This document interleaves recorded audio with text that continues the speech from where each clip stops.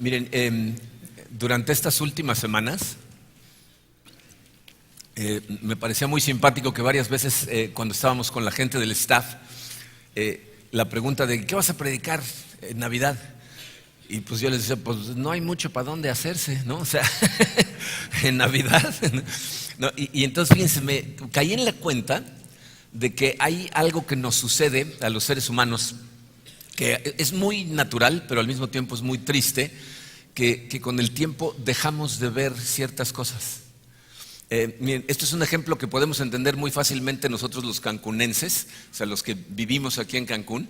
Hace un par de años, uno de los grupos que vino de Houston, de nuestra iglesia en Houston, cuando pasamos por ellos al aeropuerto, en vez de llevarlos al hotel manejando por la parte de atrás, porque el hotel está aquí en el malecón, los llevamos por la zona hotelera. Entonces nos paramos en el mirador y bajaron a ver el mar. Era un día de esos preciosos en donde la marea está tranquila y el azul del mar es impactante. Y entonces se bajaron y no daban crédito a sus ojos. Decían, ¿qué?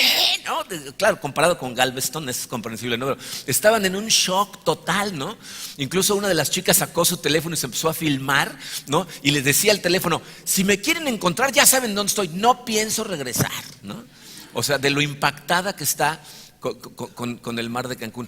Pero los que íbamos de Cancún con ellos, a nosotros no nos causa ese impacto. No nos emociona de la misma manera, ya no lo vemos, ¿no?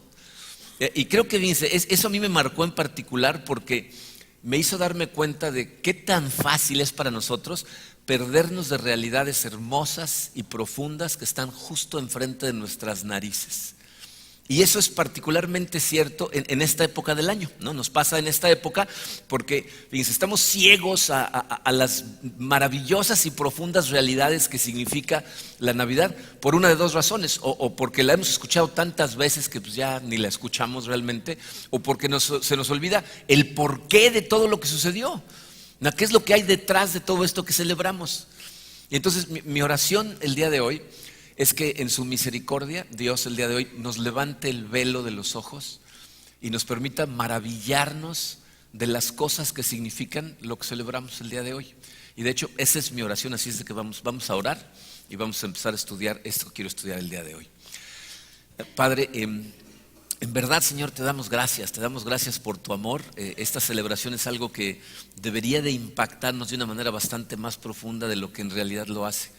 Y te pido, Señor, por cada uno de nosotros, te pido que el día de hoy tu Santo Espíritu quite ese velo, nos deje ver exactamente lo que tú quieres que veamos. Sé que algunos de los que estamos en esta sala, Señor, a lo mejor nos cuesta trabajo incluso creer en estas cosas, y te pido, Señor, por esos corazones, para que tu Santo Espíritu atraviese cualquier obstáculo, cualquier barrera, y nos permitas realmente verte a ti, que es todo lo que necesitamos, Señor, verte a ti. Y entonces nuestro corazón sería profundamente transformado. Nos ponemos en tus manos, Señor, en el poderoso nombre de tu Hijo Jesucristo. Amén.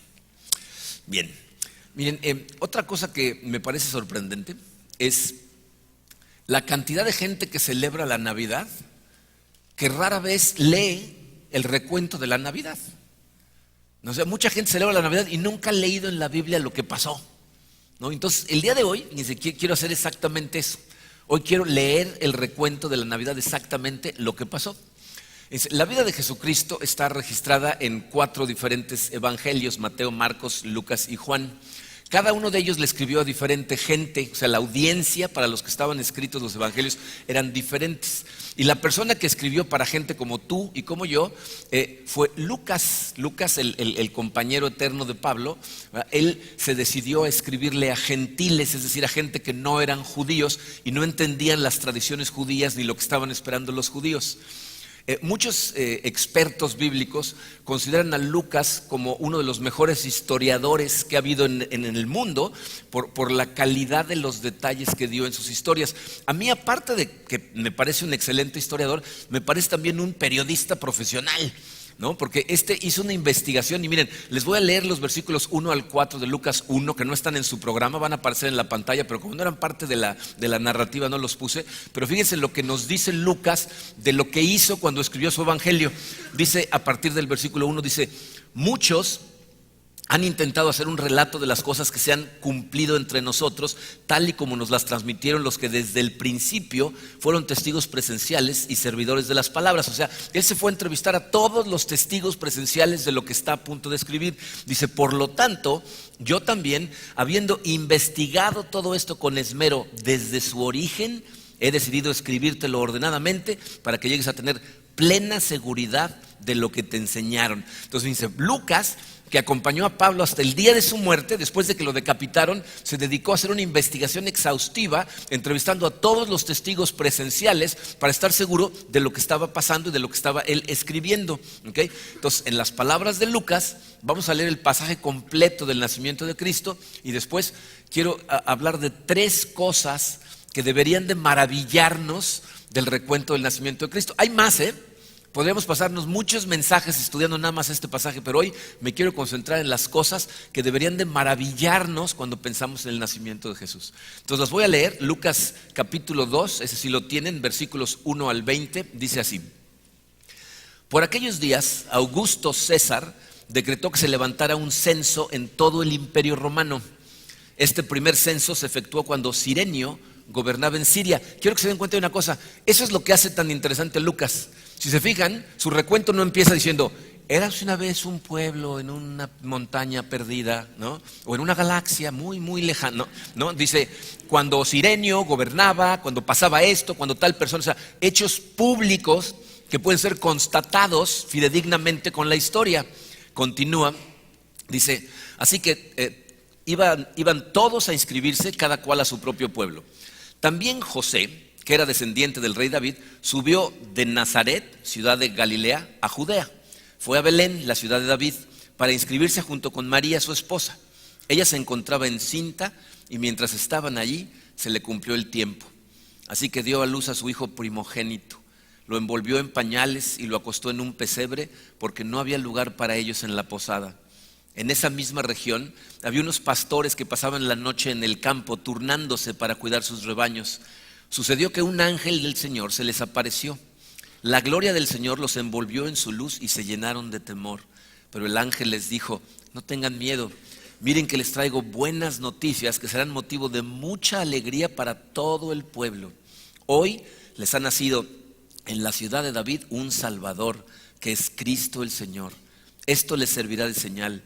Encontrarán a un niño envuelto en pañales y acostado en un pesebre. De repente apareció una multitud de ángeles del cielo que alababan a Dios y decían, gloria a Dios en las alturas y en la tierra paz a los que gozan de su buena voluntad. Cuando los ángeles se fueron al cielo, los pastores se dijeron unos a otros, vamos a Belén a ver esto que ha pasado y que el Señor nos ha dado a conocer. Así que fueron deprisa y encontraron a María y a José y al niño que estaba acostado en el pesebre. Cuando vieron al niño, contaron lo que les había dicho acerca de él y cuantos lo oyeron se asombraron de lo que los pastores decían. María, por su parte, guardaba todas estas cosas en su corazón y meditaba acerca de ellas. Los pastores regresaron glorificando y alabando a Dios por lo que habían visto y oído, pues todo sucedió tal como se les había dicho. Bien, esta es una historia maravillosa, es una historia muy profunda e importante para todos nosotros. Pero lo que quiero que recuerden, fíjense, es que esta historia está hablando de gente real, de gente de carne y hueso como tú y como yo, que sentimos y pensamos de la misma forma, que tenemos nuestras mismas dudas, ¿no? Porque muchas veces pensamos en estos personajes como gente diferente simplemente porque están en la Biblia, pero esta era gente común y corriente, ¿no? Y a estas personas es que les pasan estas cosas maravillosas. Fíjense, hay 3 cosas que quiero resaltar que ojalá y abran tus ojos para que puedas maravillarte de ellas. De hecho les puso en su programa 3 realidades que deberían maravillarnos de la Navidad. La primera de ellas es que, fíjense, el anuncio del nacimiento de Jesús nos muestra, número 1, dice en su programa, que la economía en el reino de Dios está de cabeza. La economía en el reino de Dios está de cabeza. Y quiero explicarles lo que esto significa, porque es un término, economía del reino, que me fusilé totalmente, lo confieso, de un pastor que se llama Tim Keller. Él es un pastor en una iglesia en Manhattan y él utiliza ese término, economía del reino, para comparar a el reino de Dios con el reino del hombre. Entonces piensen ustedes, para entender esto, cómo es la economía del mundo o cómo funcionan las situaciones en el mundo en el que nosotros vivimos. Fíjense, en este mundo, Las cosas que son admirables y aplaudibles generalmente tienen que ver con gente que es poderosa, gente que es rica, gente que es famosa, gente que tiene mucho éxito, ¿no? que tiene forma de influenciar a la gente. Esa gente todo el mundo la admira y le aplaude. Pero en la economía del reino de Dios eso está al revés. En esta economía los humildes, los débiles, los desconocidos, esos son los que Dios valora. Dice, cuando Dios decide enviar a un grupo de ángeles heraldos para anunciar la llegada de Jesucristo, Dios hecho hombre, los receptores son un grupo de pastores que están en la montaña cuidando animales. Y a lo mejor eso a ti no te suena tan descabellado, no te suena tan raro, pero necesitas entender que en esa época, en el siglo I en Israel, los pastores representaban el nivel más bajo de la sociedad. O sea, el más bajo, ya un nivel más abajo estabas en la cárcel por ser un criminal. A los pastores se les consideraba gente que eran mentirosos, engañadores, que estaban tratando de defraudar a los dueños de las ovejas, porque ellos se llevaban a los animales y las ovejas tenían ovejas, o el animal que tuvieran tenían crías, y algunos de ellos se robaban esas crías para ellos, porque ellos trabajaban para gente que tenía dinero. Entonces eran considerados tan mentirosos que no se aceptaba su testimonio en un juicio. En una corte no aceptaban a un pastor como un testigo, aunque fuera testigo de un crimen. Aparte, se la pasaban ceremonialmente sucios, ¿no? Para poder entrar al templo en Jerusalén tenías que cumplir con rituales de limpieza que para los pastores era imposible cumplir, porque todo el tiempo estaban en contacto con animales. Su trabajo los tenía todo el tiempo sucios y no les daba el suficiente tiempo para cumplir con rituales. Entonces no los dejaban entrar al templo. Era gente que no podía ir a hacer sacrificios para el perdón de su pecado y por lo tanto eran rechazados por toda la élite religiosa que los veían como gente que no era digna de las promesas de Dios. Y sin embargo, cuando Dios decide enviar a un grupo de ángeles para anunciar la llegada de el Rey de Reyes, a los que les va a anunciar no es a la élite religiosa, no es a los que se portan bien, los que son moralmente aplaudidos por los demás, sino a gente que está en bancarrota moral, como son estos pastores.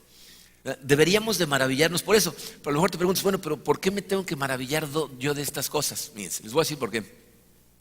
La gente que no conoce bien a Cristo tiende a tener un resentimiento contra el Dios del que le hablan, porque piensan que ese Dios es un Dios que nada más está ahí para juzgarlos.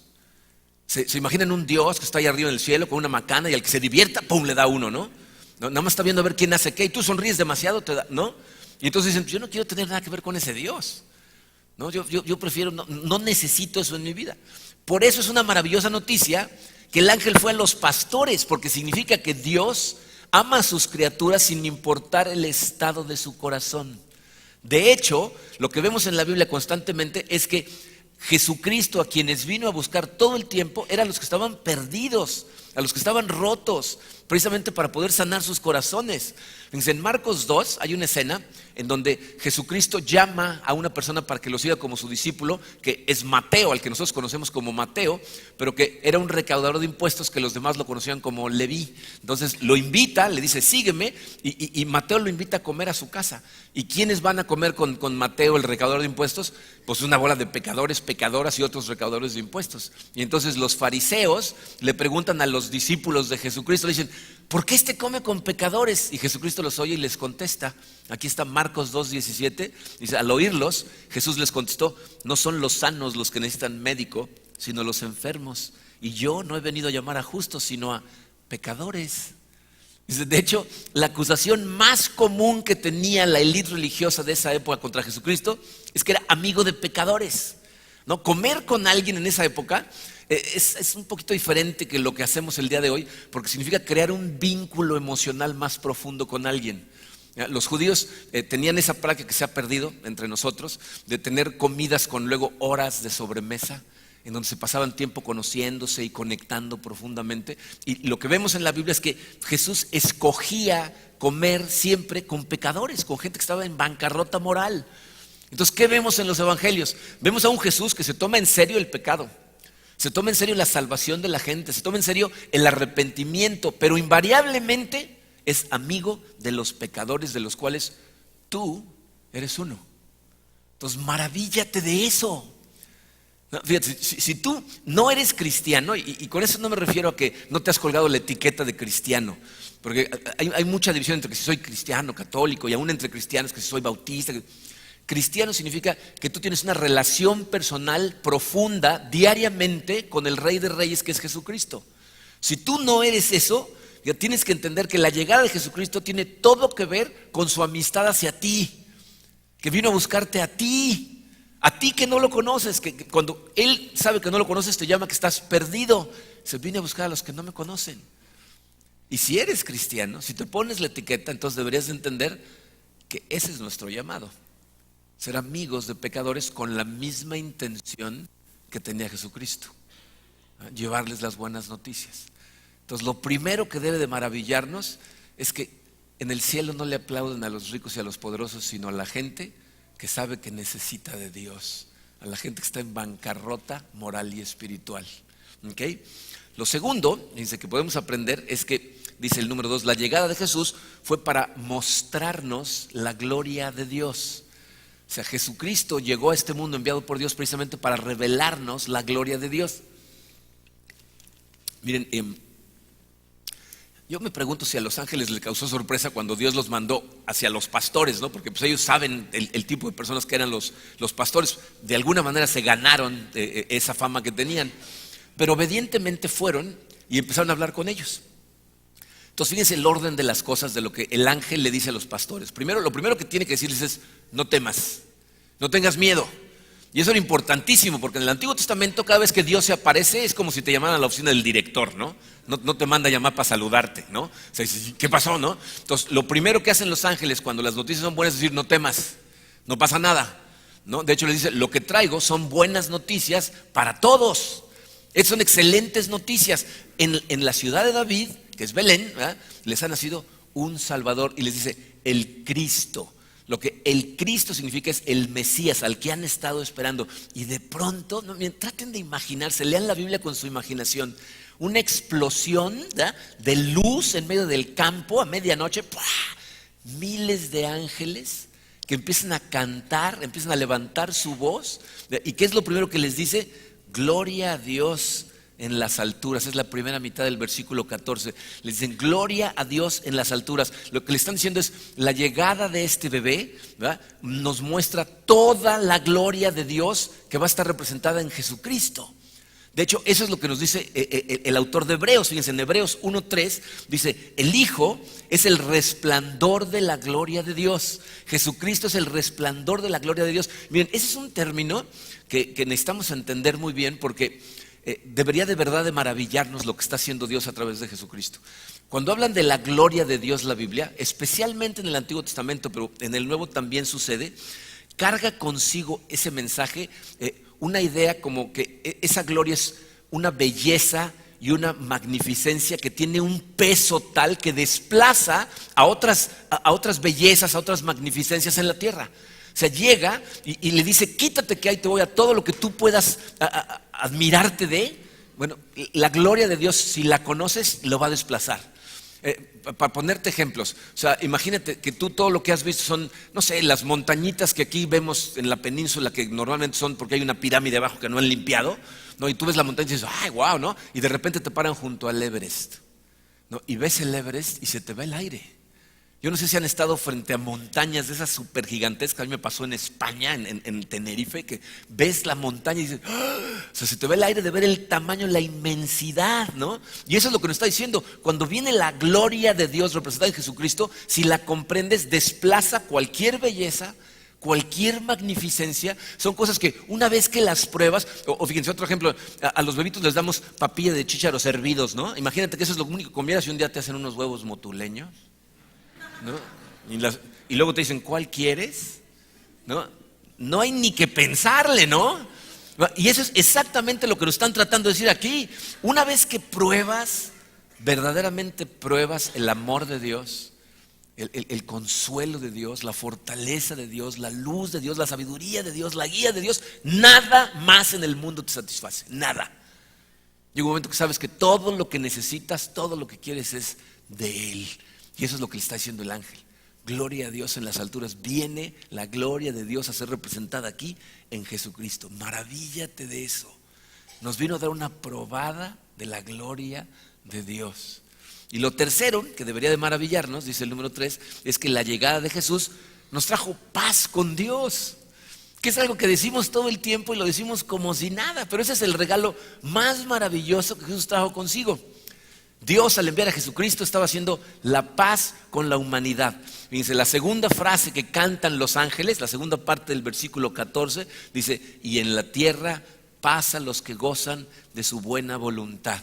Miren, esto lo hemos platicado muchas veces, seguramente lo tienes clarísimo. La Biblia nos enseña que a partir de la caída del hombre, lo que sucedió es un rompimiento del hombre con Dios. O sea, nuestra relación con el Creador se rompió. Y debido a eso, todos nacemos con un corazón rebelde contra Dios. La Biblia dice: todos se han perdido, todos han caminado por el camino equivocado. Si tú no eres creyente, si no has estudiado la Biblia, a lo mejor oyes esto y piensas: ay, qué exagerado, no toda la gente es mala. O el clásico pensamiento posmodernista de la gente que dice: no, la gente es básicamente buena, ¿no? O sea, en el fondo todos somos realmente buenos. Es la sociedad la que nos hace perdernos. Miren, esa premisa queda totalmente destruida trabajando un mes en un kindergarten.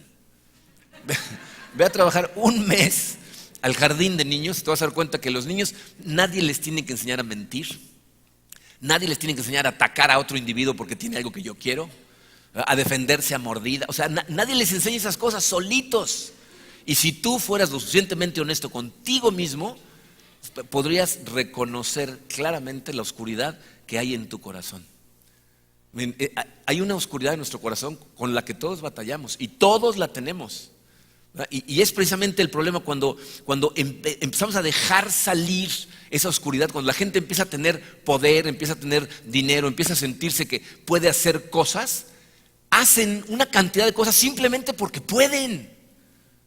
Y eso lo tenemos todos en el corazón. Miren lo que ha pasado en las últimas, que serán 6, 7 semanas en Estados Unidos con el movimiento ese de yo también, hashtag yo también, ¿verdad? Que una mujer, ¿verdad?, habló de que habían abusado sexualmente de ella uno de los hombres más poderosos de Hollywood, y por primera vez alguien la escuchó, y entonces empezaron a salir mujeres por todos lados hablando de precisamente las mismas cosas, y no nada más en Hollywood, ¿verdad? Reporteros, pastores, ¿no?, cocineros, en todas las áreas del mundo. ¿Qué empezó a suceder? ¿No? Que todas las mujeres dicen: es que han abusado de nosotros, utilizan su poder para abusar de nosotros. Muchos de esos hombres lo niegan, pero los pocos que han tenido los pantalones de decir la verdad, sí es cierto, cuando les preguntan ¿y por qué lo hacías?, decía: pues porque podía, porque tenía el poder, porque nadie me podía detener. Y ese es el corazón del ser humano. O sea, hay una oscuridad que está ahí metida, que no sale porque estás luchando con ella. En el momento que te sientes todopoderoso, lo dejas salir. Y entonces te arriesgas a enfrentar las consecuencias del pecado, que la Biblia nos la dice muy claritas, ¿eh? Romanos 6:23, fíjense, la primera mitad de ese pasaje dice: porque la paga del pecado es muerte. Y sí, miren, necesitamos entender lo que significa en su totalidad, porque involucra algo de muerte física, sí. Pero ¿sabes qué es lo más profundo que significa el pecado en tu vida aquí en la tierra? La inhabilidad de experimentar la plenitud de la vida en todas las áreas de tu vida. O sea, cuando tú vives en pecado, ¿eh?, cuando estás desobedeciendo a Dios, es decir, sigues con tu relación rota con Dios, te cuesta trabajo disfrutar de la plenitud en todas las áreas de tu vida. ¿Por qué? Fíjense, la Biblia nos enseña que todas las cosas que están a nuestro alrededor, Dios nos las dio como regalos para disfrutarlos. Pero ¿cómo es que funcionan? ¿Cuándo son disfrutables sus regalos? ¿Ah? La verdadera plenitud del ser humano proviene de una relación profunda con Dios. Cuando tienes esa relación con Él, entonces disfrutas tanto tu relación con Él que ves los regalos que Él te da y te empujan ¿a qué? A adorarlo, a darle gracias, a decir: Señor, tú eres el creador de esto, tú provees estas cosas, yo disfruto profundamente gracias a lo que tú me das. Pero ¿qué pasa si tu relación con Dios está rota? Entonces estás tratando de obtener esa plenitud de las cosas. Y entonces todo lo que produce es una felicidad pasajera, es una copia barata del gozo que Dios te puede dar Él. Y por eso son cosas que son tan pasajeras que después de que la disfrutaste necesitas más, y necesitas más, y necesitas más, y necesitas más. Y por eso esta gente nunca para. Por eso llegan a hacer barbaridades. Esta semana estábamos hablando con el director de una institución del gobierno que nos está ayudando con un problema que teníamos, que ya gracias a Dios se resolvió, con el asunto del título de nuestro terreno. La empresa la asociación civil que nos vendió el terreno, resulta que era una de las asociaciones civiles que utilizaba el exgobernador Borge para hacer un montón de cosas turbias, y entonces nos estaba causando un problema porque la tenían medio congelada. Y cuando estábamos hablando de eso, le pregunté yo a este muchacho, porque está joven, ¿no? Le digo, oye, ¿y qué le pasó a este hombre, a Borge? Y me dijo, no lo entendemos. Su voracidad, llegó un momento en que él ya no se podía detener. Es que más y más y más y más y más. Perdió totalmente la cabeza. Eso es exactamente lo que pasa cuando tú estás persiguiendo tu plenitud en las cosas. Muchas veces tu capacidad de obtenerlas te detiene, muchas veces la ley, ¿no? Como en este caso. Pero si verdaderamente quieres un gozo profundo, necesitas, ¿cuál es la solución? Paz con Dios. Que se restaure tu relación con Dios, porque en esa restauración es en donde empiezas a disfrutar de las cosas otra vez. Y esa restauración, fíjense, la continuación de Romanos 6:23 dice, la paga del pecado es muerte. ¿Y qué dice después? Mientras que la dádiva, fíjense, esa palabra significa regalo, mientras que la dádiva de Dios es vida eterna en Cristo Jesús nuestro Señor. O sea, el regalo de Dios es que tengas vida real, profunda y eterna. ¿En quién? En Cristo. O sea, el mejor regalo que vas a recibir en toda tu vida es tener paz con Dios. Y eso es precisamente lo que Jesucristo vino a traernos. Maravíllate de eso. Que sin haber hecho tú absolutamente nada, Dios dijo, voy a restaurar la paz entre esta gente y yo.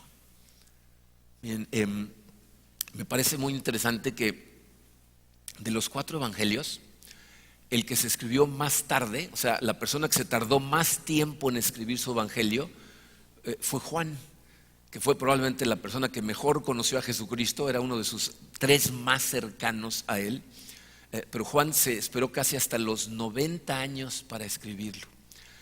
Me imagino que al final de su vida estaba un poco ansioso por tratar de dejar registrado lo que había vivido, porque la gente supiera lo que había pasado. O sea, el evangelio no es una carta a alguien, es simplemente un recuento de algo.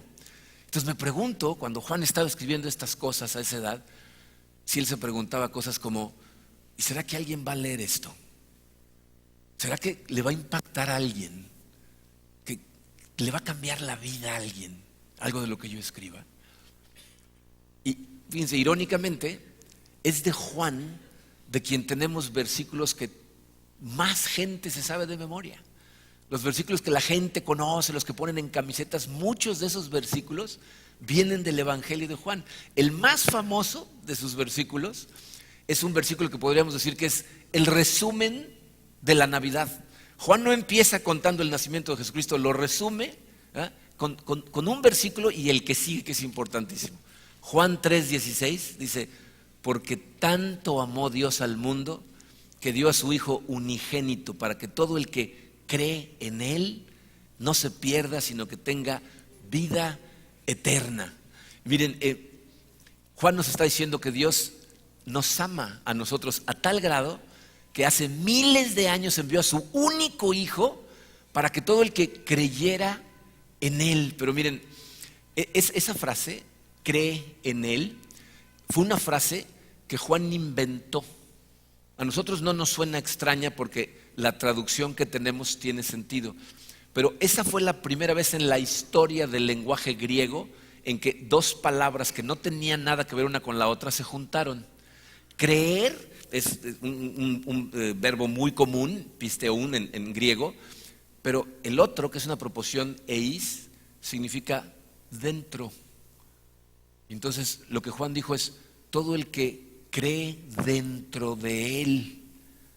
Esa frase se convirtió en una frase que después todos utilizaban, porque lo que decía Juan es, si tú tomas tu fe, ¿no? y te metes y te recargas en Él, como que Él es tu soporte, esa fe está soportada por Jesucristo, dice, para la gente que cree de esa manera en Él, entonces vida eterna. El regalo de Dios es vida eterna.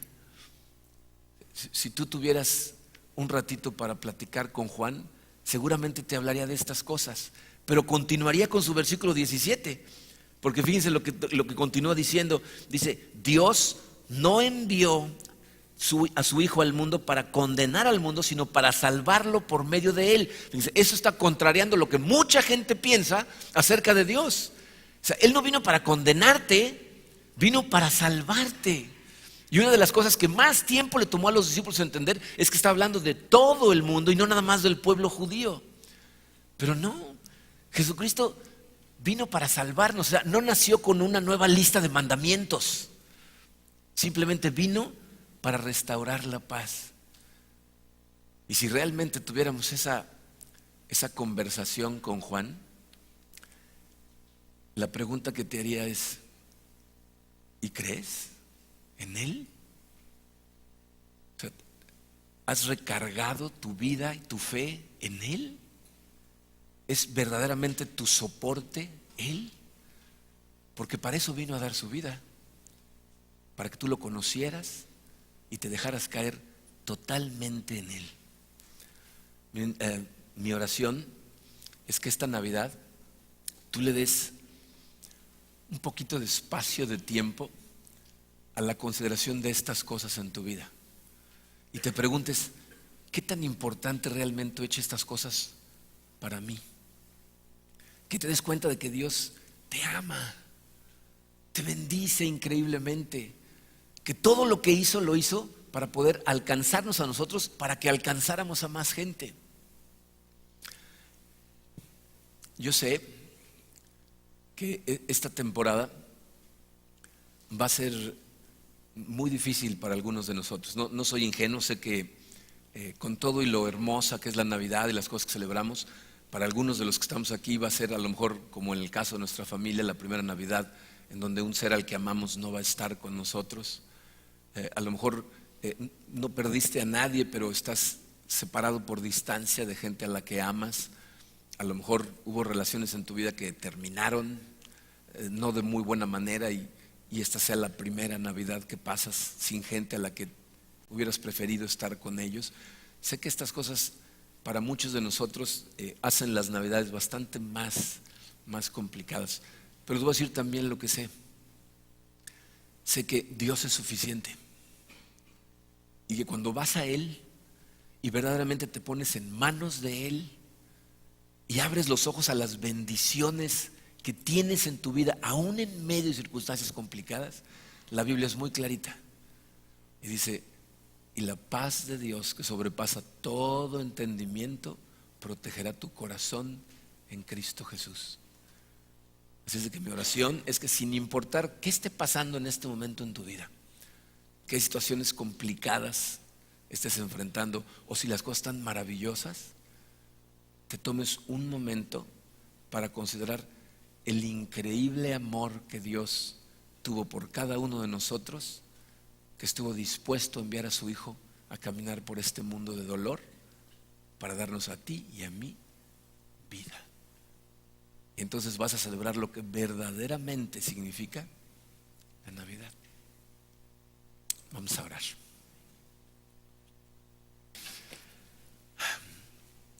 Padre, en verdad es imposible para nosotros agradecerte lo suficiente el regalo que nos hiciste tú en Navidad. El saber que este asunto de los regalos lo iniciaste tú y lo iniciaste con un regalo, Padre, que es absolutamente todo lo que necesitamos, y que si lo comprendemos, Señor, puede transformar de forma tan radical nuestra vida. Te pido para cada uno de nosotros, Señor, un milagro en esta Navidad. Que tú, Señor, dirijas tu luz, toda tu fuerza, todo tu amor, todo tu poder hacia nuestro corazón. Que derribes cualquier barrera que está ahí, Señor, y nos ayudes a voltear a verte únicamente a ti, a maravillarnos de tu gloria, a maravillarnos de tu amor, a maravillarnos, Señor, de que tú, el Rey y Creador del universo, estás dispuesto, Señor, a ponerle atención a un pobre pecador como el que somos cada uno de los que estamos aquí.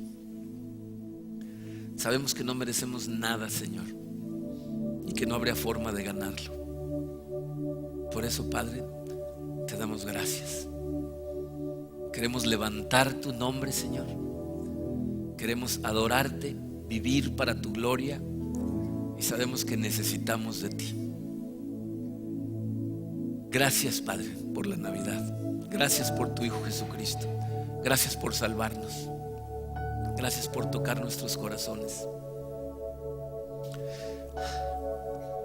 Gracias por la familia que nos diste. Gracias por darnos luz cuando sentimos oscuridad. Acompáñanos, Señor. Acompáñanos estos días, Padre, y deja que tu luz brille en nosotros, a nuestro alrededor. Es en el poderoso nombre de tu Hijo Jesucristo que levantamos esta oración. Te pedimos que estés siempre con nosotros.